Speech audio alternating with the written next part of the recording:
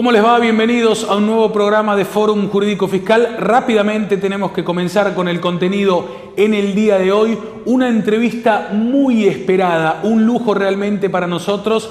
Vamos a tener aquí en dos partes al doctor Ignacio Buitrago. Gran esfuerzo de producción lo vemos en Fórum Jurídico Fiscal. Estamos con el doctor Ignacio Buitrago, actual vocal del Tribunal Fiscal de la Nación y expresidente de ese tribunal que había ganado y ha ganado tanto prestigio a través del tiempo, para charlar un poquitito de la situación actual que está hoy el Tribunal Fiscal. Ignacio, muchas gracias. Obviamente Fórum te da la bienvenida, es la primera vez que estás con nosotros. Es la primera vez, pero yo siempre me acuerdo de un gesto que tuvo Ricardo cuando yo empezaba, que era, ¿te acordás cuando me diste una columna de jurisprudencia? Sí, cuando yo era secretario, y me acuerdo que ese fue uno de los primeros pasos que di en la materia. Bueno, mira, ya que lo sacaste hace mucho tiempo. Hace mucho tiempo. Y mira, vamos a cumplir 35 años de suplemento, así que... Hace tiempo. Pero yo siempre me acuerdo, porque los primeros espaldarazos en la carrera de uno siempre tienen que ser agradecidos. Me alegro que hayas, digamos, sido útil aquello, ¿no? A nosotros no fue, así que 10 puntos. Bueno, la primera pregunta es sencilla, pero es una curiosidad. En realidad quisiera saber,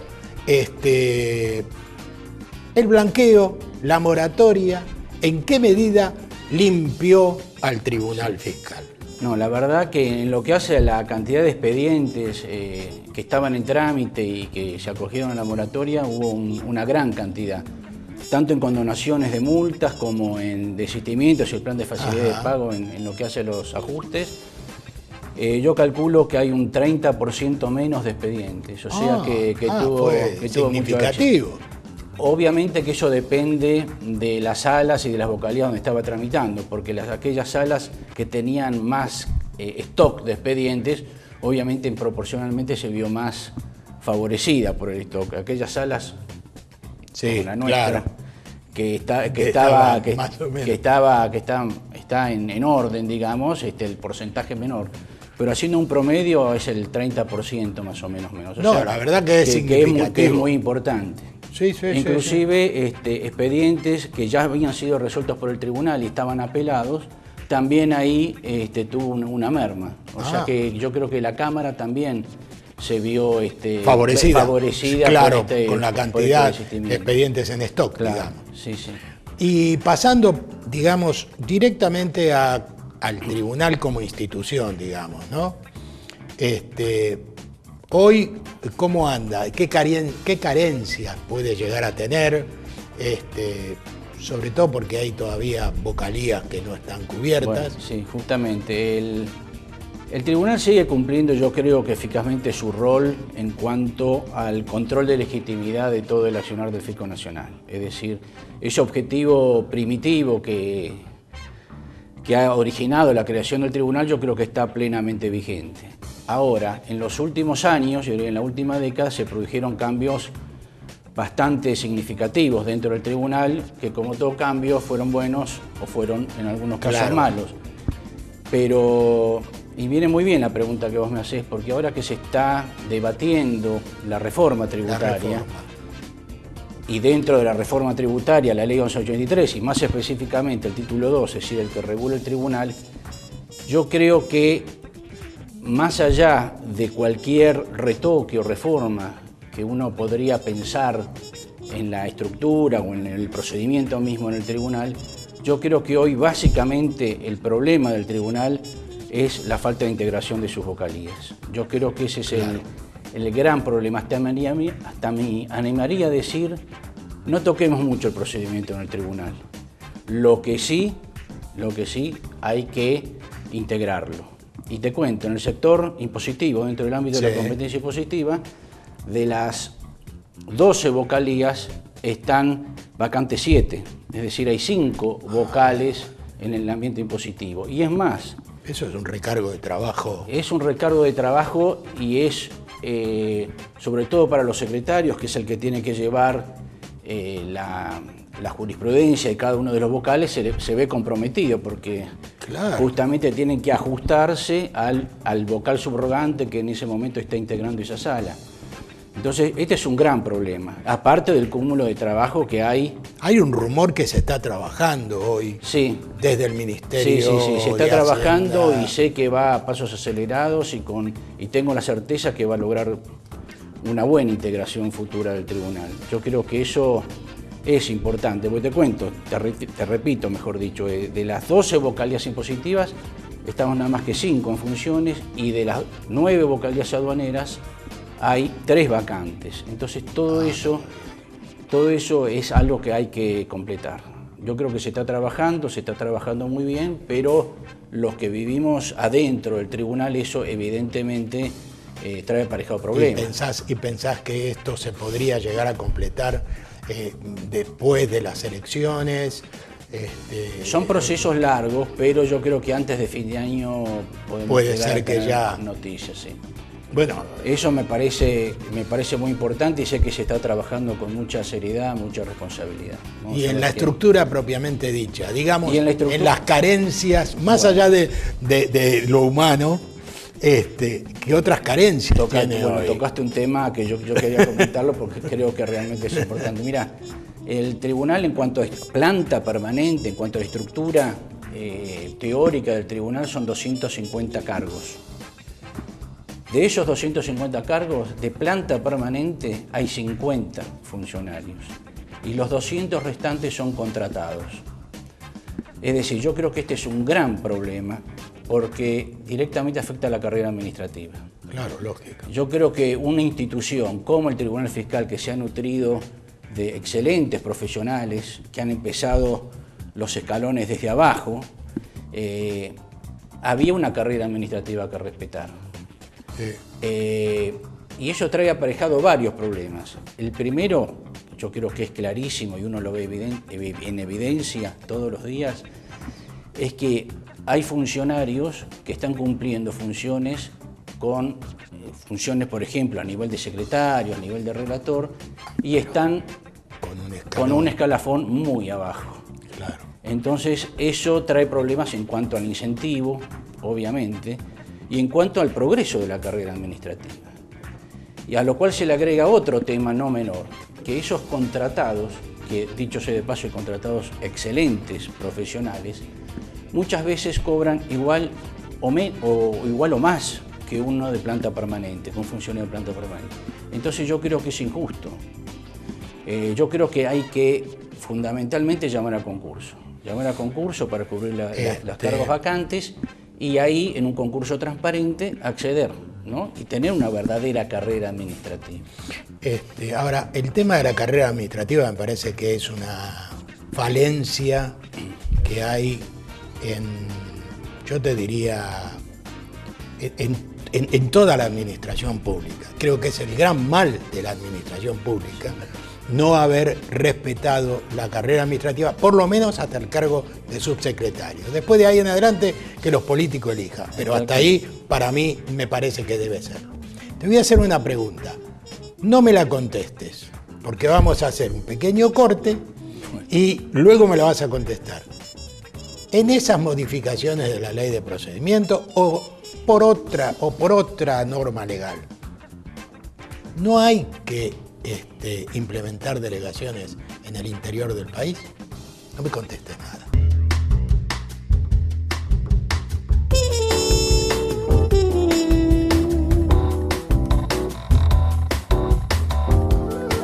Volvemos con el doctor Ignacio Buitrago. ¿Recordás la pregunta o querés que te la refresque? No, está bien. ¿Hay o no hay delegaciones? No hay, pero está claro, mi postura siempre he sostenido que es un reclamo a gritos poder crear delegaciones fijas del tribunal en el interior del país. Si uno repasa la exposición de motivos de cuando se creó, allá por el año 60, el Tribunal Fiscal, uno va a ver que lo que se buscó es hacer un tribunal estrictamente federal. Y es más, hay un artículo en la Ley 11.023, que es el artículo 145, que faculta al Poder Ejecutivo a crear delegaciones fijas del tribunal en las sedes del interior que estimen convenientes. Entonces, Esto no es una cuestión siquiera de reformar la ley, porque la ley misma ya lo está previendo. Es una delegación que hace la ley al Poder Ejecutivo. Es una decisión que hay que tomar. Política. ¿Y vos por qué pensás que después de tantos años y de tantas muestras de eficiencia que dio el tribunal, no se ha tomado esta decisión? No, mirá, la verdad no sé, pero eso me consta. Yo doy muchas clases en el interior y demás, y es un reclamo a gritos de sobre todo de todos los consejos profesionales del interior, ¿no? Sí. Por la dificultad que trae aparejado tener que litigar en el tribunal. La única excepción que uno podría decir de esto, que es una suerte de alivio, es a la hora de interponer recurso. Vos sabés que a la hora de interponer recurso del interior del país, sí, el contribuyente puede optar entre interponerlo en la sede de la DGI que corresponde, sí, al tribunal. Pero más allá de eso, es realmente gravoso para el profesional litigar en el tribunal. Tiene que constituir domicilio en el ámbito de la ciudad autónoma, a donde van dirigidas las notificaciones. Es decir, yo creo que tiene que promoverse. Claro, se agilizaría, digamos, desde el punto de vista del trámite. Es una decisión política. ¿No? Ahora, si vos me preguntás la razón de sí, ello, porque la verdad no se entiende. No se entiende. Habiendo tanto pedido, ¿no? Porque hay un reclamo, inclusive hubo muchos proyectos en su momento que por una cuestión o por otra no dieron la luz. En un momento se pensó, a modo de ensayo general, dividir el territorio nacional en 3 o 4 zonas y crear en cada zona una sede para que aglutine los recursos de pero vos sabés que hoy sería mucho más fácil, porque hoy el país, después de la Constitución del 94, tiene regionalismo, es decir, está dividido en regiones. Bueno, se podría tomar eso como base también para hacer delegaciones, aunque sea. A lo mejor, hoy sería... a lo mejor esta entrevista sirve de punto de partida para volver a insistir. Bueno, ojalá, para volver a insistir sobre el tema. Ojalá nos escuchen. Ojalá. Yo siempre lo he propuesto eso. Inclusive, cuando yo fui presidente hubo un proyecto muy avanzado, que bueno, son esos vericuetos de la política que uno y que después quedan en la nada. Que quedan en la nada, pero sí, sería muy importante. Tengo una pregunta, que tiene sus 2 bibliotecas. Yo quiero saber en qué biblioteca estás vos. Tiemblo con la pregunta. Digamos, las vocalías aduaneras, ¿deben ser interdisciplinarias o tienen que ser, digamos, un lugar exclusivo de incumbencia? Yo te voy a dar mi postura postura estrictamente personal. Vos sabés que en el ámbito de la competencia impositiva, el tribunal es esencialmente interdisciplinario, es decir, cada sala está integrada por 2 abogados y un profesional en ciencias económicas. Y creo que eso es uno de los grandes ventajas que da el tribunal, es decir, que un aspecto tan complejo como el fenómeno tributario, en la cual convergen temas jurídicos y temas estrictamente contables, la sentencia del tribunal es el fruto del consenso entre lo jurídico y lo contable. Y eso yo creo que ha dado muestras el tribunal largamente en su historia de la conveniencia de ser así. En el ámbito de la competencia aduanera es resorte exclusivo, es competencia absoluta de los abogados. Y yo creo, repito, desde a título personal, estrictamente personal, que eso es un error. Yo creo que también tendría que ser interdisciplinario el ámbito de la competencia impositiva. ¿Por qué? El ámbito de la competencia aduanera. Perdón. Sí. ¿Por qué digo esto? Porque estamos hablando de tributos. Son tantos tributos los derechos aduaneros como los tributos internos. Y es más, y hay una íntima relación entre lo aduanero y lo impositivo. El IVA, uno de los hechos imponibles del IVA, es precisamente la importación y exportación. Entonces, no veo que haya un fundamento ontológico fundamental como para negar la intervención de los profesionales de ciencias económicas también en el ámbito de la competencia aduanera. Bueno, los contadores, los contadores agradecidos. Y yo creo que no lo mal. Digo porque estoy jugando de visitante acá, pero te conozco, me parece que eso tendría que ser así. Exactamente. Bueno, ¿y qué otra, digamos, idea para mejorar o para futuro del Tribunal Fiscal? Como para redondear un poquitito, pues es un tema que no siempre tenemos la oportunidad de hablarlo tan profundamente. Mira, hay otro tema que siempre hubo proyectos y que también por cuestiones políticas no se ha dado, que tiene que ver con la autarquía del tribunal. Vos sabés que en el tribunal, el litigar en el tribunal está sujeto a una tasa de actuación. Exacto. Que hoy por hoy es el 2,5% de la cifra discutida, es decir, un monto hoy por hoy bastante significativo. Entonces, a contrapelo de todos los que nos enseñaron en la facultad de lo que es el concepto tasa, es decir, aquel tributo cuyo fundamento es la contraprestación por el servicio, claro, la retribución, un ente, la ley de tasa se olvida de eso y señala que todo lo producido por el tribunal en concepto de tasa va a parar a rentas generales. Claro. Con lo cual se está privando al tribunal de una parte sustancial como para poder hacer efectiva verdaderamente esa autarquía. Quizás no sea necesario traspasarle todo lo recaudado en concepto de tasa, pero al menos una parte sobre todo para condiciones de infraestructura. ¿Qué es lo que pasa con la tasa judicial? Claro, pero sí. Bueno. La tasa judicial va a formar parte de la infraestructura del Poder Judicial. Claro. Porque es justamente adecuado al concepto jurídico de tasa. Y yo creo que no estaría bien tampoco que sea parcial. Es decir, yo creo que si es una tasa y es retributiva del servicio que se presta, pues entonces tiene que ir a quien presta el servicio. Y en este caso, el Servicio de Justicia lo está prestando. Es más, no sé ahora, no tengo tribunal. los datos de este año, pero hubo ejercicios fiscales que el Tribunal Fiscal fue netamente supervitario. ¿Qué quiero decir con esto? Que lo que recaudábamos en concepto de tasa era muy superior a lo que nos asignaba por partida presupuestaria. Y esto me parece que es un dato, por lo menos hay que tenerlo en cuenta. Un dato no menor. Es Exactamente. decir, un organismo del Estado supervitario en relación a esto. Ignacio, muchas gracias. No, de nada. Gracias por estar. Y bueno, sabés que Forum es tu casa y no va a ser la última vez que te invitemos. Bueno, por supuesto. Gracias, Ricardo. Gracias. Volvemos al piso con Beli. Muy bien, pasó la entrevista con el actual vocal del Tribunal Fiscal de la Nación, muchos años presidente también del tribunal.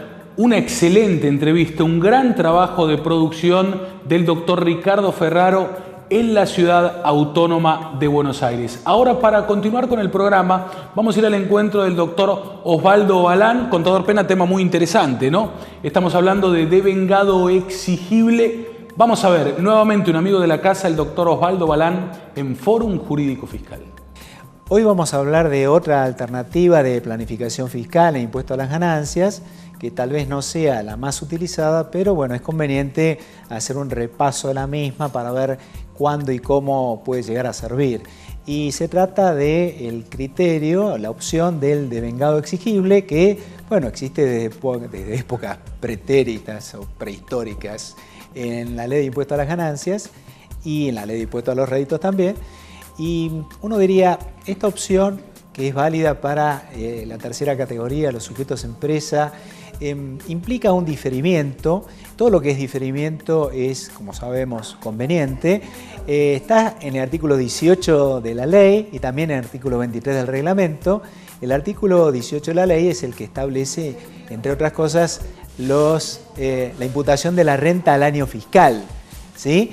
Y la imputación de la renta al año fiscal, bueno, ya sabemos cuáles son los criterios de imputación, que son obligatorios todos, salvo en este caso que es optativo. Optativo para los sujetos de la tercera categoría que imputan por el principio del devengado. Pero claro, si uno ve el artículo 18 de la ley, bueno, se refiere a la venta de mercaderías con plazos de financiación superiores a 10 meses. Y uno diría, bueno, hoy acá en la Argentina, venta de mercaderías con plazo de financiación superiores a 10 meses no es algo usual. Esperemos que en el futuro, con menos inflación o con poca o nula inflación, esto pueda llegar a utilizarse más. Porque, bueno, en realidad el método lo que exige es que todo, en toda la documentación y en la contabilidad, en la facturación, etcétera, conste que se trata de una operación de este tipo, o sea que se ha pactado desde el inicio los plazos de financiación, en el caso de venta de mercaderías, ¿sí?, por más de 10 meses. Esto no tiene nada que ver con que alguien termine pagando 1 año y medio más tarde, ¿no es cierto? Eso es, me pagaron más tarde. Con lo cual, tiene una aplicación, si se quiere, reducida o relativa según el artículo 18 de la ley. Las cuotas pueden ser iguales o desiguales, eso no hay ningún inconveniente. Lo que se difiere es el resultado bruto de esta operación, el resto va por el principio del devengado, cualquier otro ingreso, cualquier otro gasto. Hay que manifestar expresamente esta opción y mantenerla por un lapso de 5 ejercicios.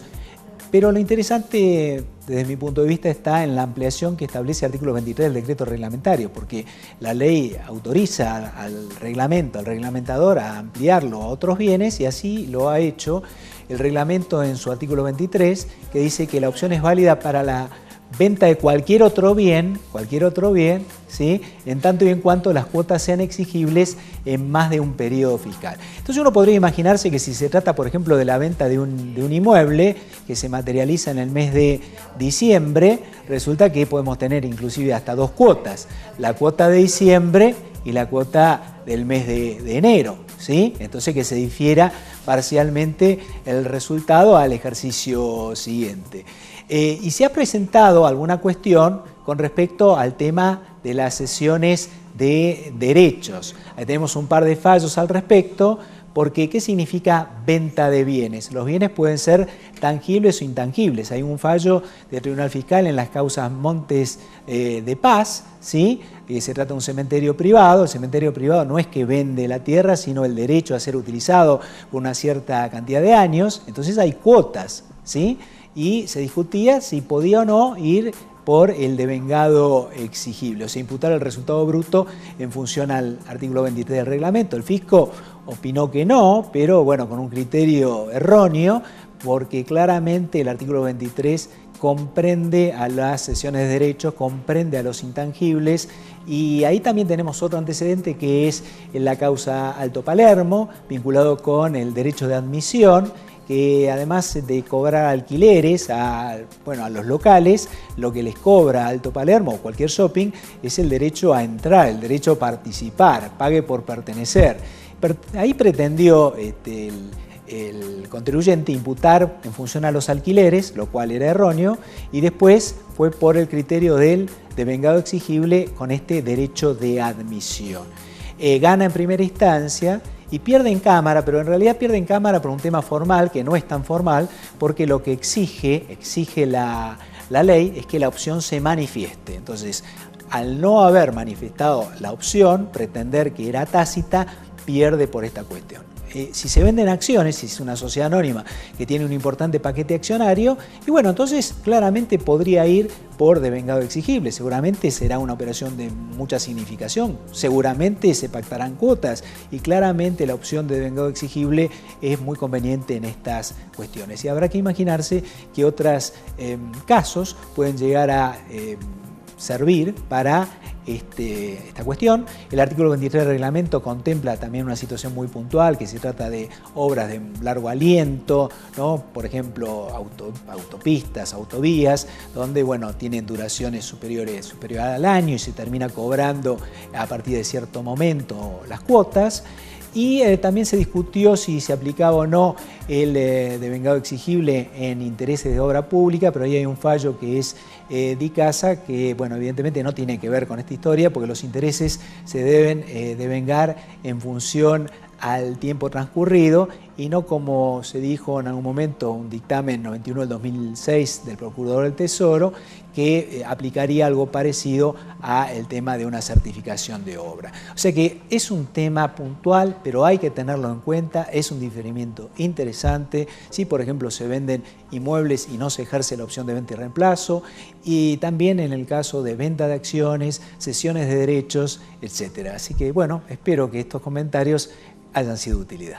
Muy bien, se está terminando el programa. Gracias al doctor Osvaldo Balán, que claro que ha quedado el concepto de devengado exigible y su utilización siempre explica de manera realmente muy interesante el doctor Osvaldo Balán. Nosotros nos vamos a ir con la frase habitual a cargo del contador Ramón Eduardo Pena.